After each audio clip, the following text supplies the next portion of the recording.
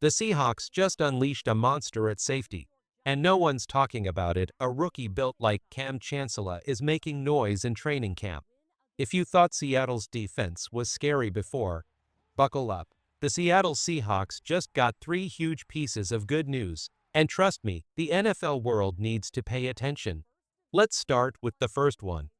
The pads are finally on at training camp, and Seattle's defense might have just found its next enforcer.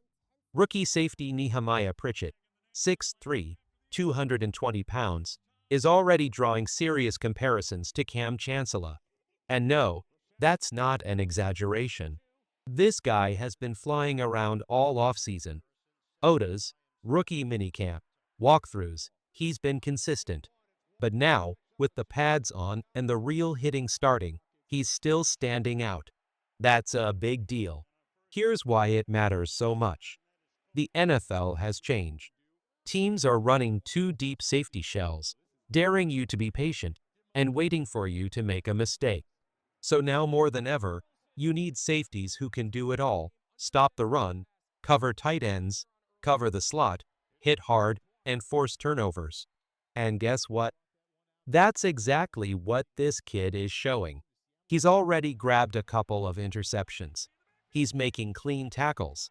He's reading offenses like a veteran. And the coaches are taking notice. Head coach Mike McDonald said it best: they're not trying to overload him, but he's picking up everything fast. They're testing him, and he's passing every test. To have a young safety like this making plays in his first padded practice? That's a dream, especially when your secondary is already filled with talent. You add a potential star like Pritchett to the mix, a physical, smart, and fearless player, and this defense could take a massive leap. If this continues, we're talking about a guy who could start day one. That's the kind of breakout moment that changes a season. And that's just the beginning. Good news number one. The Legion of Boom energy might be coming back. Now tell me in the comments, is Pritchett the real deal? How excited are you about this Seahawks defense? Let's talk. Here's the second reason Seahawks fans should be pumped right now. This defense is showing real fire.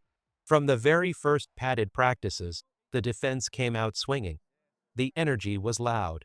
The physicality was real. And the big names? They showed up. Mike Morris, a third-year defensive lineman who came out of Michigan, is finally starting to look like the player Seattle hoped he'd become. This guy was a fifth-round pick, and now he's flashing in camp: strong hands, quick first step, and showing real disruption on the line. That's a huge win for a defense that needs depth up front. And it's not just Morris. Reek Woolen, Seattle's young star corner, is back to locking guys down. The rookie safety Nick from Section 1? He's still dominating. The defense as a whole is flying around and making plays. This unit looks fast, tough, and ready to prove something. But there's a catch, and it's a big one. When your defense is dominating in practice, that usually means your offense is getting beat. And early on, that was exactly what was happening. Seattle's offense couldn't run the ball. The defensive line was crashing the pocket, and running backs had nowhere to go. That's when things changed. Head coach Mike McDonald challenged the offense. He told them to answer back, and they did. The very next day, Seattle's offensive line came out with a different mindset. They got physical. They hit back. The run game responded. One of the highlights? A powerful run to the left side by George Hanney, with a huge block from Gray Zabel that opened up the lane. It was the kind of play that shows a team finding its identity: gritty, physical, and committed to winning in the trenches. Zabel summed it up perfectly. If we want to be a run-first team, we have to show up every single day. And that's what's happening now. Seattle isn't just talking about being a physical, run-heavy team. They're owning it, living it. The attitude has changed. The offense answered the challenge. The defense kept the pressure high. And behind the scenes, there's one more big reason to believe this team is coming together. Veteran Leonard Williams is stepping into a leadership role. During pass rush drills, he pulled Gray Zabel aside, not to trash talk, but to teach. He gave him tips, advice, and encouragement. It's that kind of veteran presence that builds real chemistry in a locker room. 3 days. 3 big wins for the Seahawks. A rookie safety blowing up training camp. A defense playing with passion and pride. An offense answering the bell and finding its identity.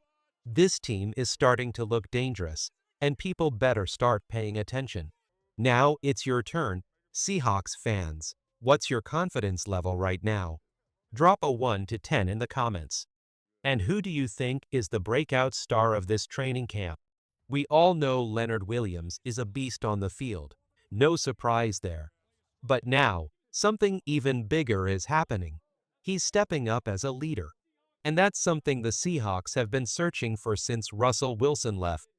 Think about it, after Russ was traded, this team felt weird. Who's the voice in the locker room? Who's that guy everyone rallies around? Geno Smith did a solid job, but he was never really that guy.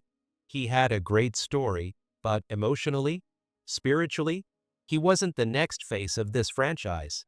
Now, Seattle's entering a new era, and it's wild. Geno's time is winding down. Sam Darnold is here, and he's not just a backup anymore, he's in the spotlight. Some fans are still unsure. Is he good? Is he just a bridge? But here's what we know, he has a shot.